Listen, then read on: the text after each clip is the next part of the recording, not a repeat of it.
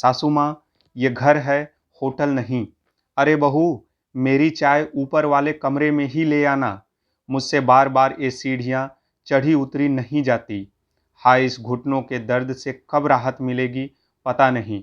विशाखा की सास ने उसे अपनी ऊपरी मंजिल वाले बेडरूम में बैठे बैठे ही आवाज़ लगाई। विशाखा साड़ी संभालते हुए सास को चाय देने गई ही थी कि अमन ने नीचे से कहा, विशाखा, मेरा नाश्ता लगाओ पहले, आज ऑफिस जल्दी निकलना है। जी आई, कहते हुए विशाखा ने फटाफट नीचे आकर पति के लिए टेबल पर नाश्ता लगाया। ससुर जी की भी मॉर्निंग वॉक से लौटने का वक्त हो चला था, तो उसने उनका नींबू पानी बनाकर बाहर लॉन में रखे टेबल पर रख दिया। वे लौटने के बाद वहां थोड़ी देर बैठकर फिर अंदर आते हैं। सबका सब काम कर विशाखा अपनी चाय का मग लिए बैठी ही थी कि सासू माँ ने फिर से ऊपर से आवाज लगाई, बहू, अखबार ले आना जरा, और चाय भी बना देना एक कप, और अदरक जरा ज्यादा डालना इस बार। चीनी की जगह सूट पाउडर ही डाल दूं माँ जी? सास का ताना सुन विशाखा ने मन ही मन पूछ डाला, पर प्रत्यक्ष रूप से दूसरी बार चाय बनाकर दे आई। विशाखा की शादी हुए अभी लगभग 1 महीना ही हुआ कि सास ने अपने कमर दर्द, घुटनों के दर्द, डायबिटीज और न जाने कितनी बीमारियों का हवाला देकर घर की सारी जिम्मेदारी उसके ऊपर सौंप दी। बहू के आने के बाद अचानक ही उनकी सारी तकलीफें बढ़ गई थी। अब वह ऊपरी मंजिल वाली अपनी बेडरूम में आराम फरमाती और विशाखा का पूरा दिन काम में कटता। हालांकि घर के कामों से विशाखा को कोई दिक्कत नहीं थी, पर दिन भर हर चीज सबके हाथों में थमाने से वह यकीनन थक जाती थी। खाने की मेज पर भी उसका सबके साथ खाना सास को पसंद नहीं था। पहले वो खाना लगाकर सबको बुलाने जाती और फिर बाजू में खड़े होकर सबका खाना खत्म होने तक उन्हें परोसती रहती। अपना खाना वह बाद में अकेले ही खाती थी। अगर इस बीच विशाखा किसी का फोन भी रिसीव कर लें और सास को अपने हाथों से खाना लेना या परोसना पड़ जाए, तो उसे सबकी तीखी निगाहों और तिरछी बातों का सामना करना पड़ता था। इस सब बातों से विशाखा को काफी दुख पहुंचता, पर किसी के कुछ कहने की हिम्मत नहीं थी उसमें, क्योंकि अमन भी उनके साथ न होकर हमेशा अपनी माँ की ही साइड लेता था।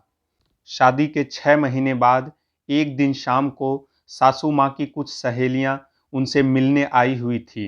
उनकी आवभगत कर और 100 बार ऊपर नीचे कर विशाखा इतनी थक गई कि अपने कमरे में बस थोड़ी देर लेटने से ही वह गहरी नींद में सो गई।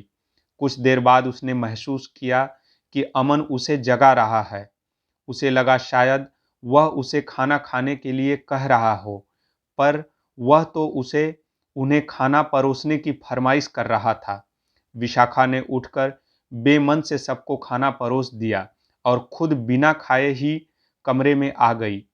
एक दिन भी सब अपने हाथों से खाना नहीं ले सकते थे, यह सोचकर वह अंदर ही अंदर गुस्से में उबल रही थी। उस रात वह सो नहीं पाई और उसने मन ही मन एक फैसला कर लिया। दूसरे दिन जब सुबह सब उठे तो उसने सबके लिए सब कुछ बनाकर डाइनिंग टेबल पर रख दिया और खुद लॉन में योगा करने चली गई। ऊपर से आती हुई सासू माँ की चाय की मांग को भी उसने अनदेखा कर दिया। गुस्से से आग बबूला होकर जब सास नीचे पहुंची तो उसने बड़ी सहजता से कहा, अरे माँ जी, आप तो कितनी स्फूर्ति से सीढ़ियां उतर गई आज। अब हर सुबह ऐसे ही नीचे आ जाया कीजिएगा, ताकि आपकी एक्सरसाइज भी हो जाएगी और हम सब साथ में चाय नाश्ता भी कर लेंगे, है ना पापा जी? पीछे से आते हुए ससुर जी बहू की बात सुनकर हैरान जरूर हुए, पर सास बहू के बीच कुछ न कहना उन्होंने बेहतर समझा और अंदर जाकर टेबल पर रखा अपना नींबू पानी ले आए। अपने पति को हथियार डाले देख सासू माँ का पारा और चढ़ गया और उन्होंने जोर से कहा, विशाखा, क्या करना है और क्या नहीं, ये तू मुझे मत सिखा। बहू हो, बहू की तरह रहो, समझी? जी, मैं तो समझ गई माँ जी, पर शायद आप नहीं समझी। मैं बहू हूँ आपकी, कोई अटेंडेंट नहीं कि हमेशा मुझे कमरे में बैठे-बैठे ऑर्डर देती रहें। और यह हमारा घर है, कोई होटल नहीं जो मैं आप सबको हमेशा रूम सर्विस दूं। हर रोज वेटर की तरह बाजू में खड़े होकर खाना परोसती रहूं और बाद में सबकी जूठी प्लेटें उठाऊं। आपकी उम्र और पद का लिहाज जरूर करूंगी, लेकिन आपको भी मुझे बहू का सम्मान देना होगा, वरना कल से आपकी चाय आप खुद बना लेना।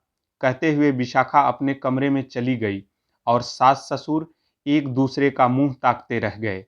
दोस्तों, यह कथा भले ही काल्पनिक हो, लेकिन ऐसे घर कम होटल हम अपने आजू बाजू में जरूर देखते हैं। तो आपको क्या लगता है, विशाखा ने जो किया वह सही है?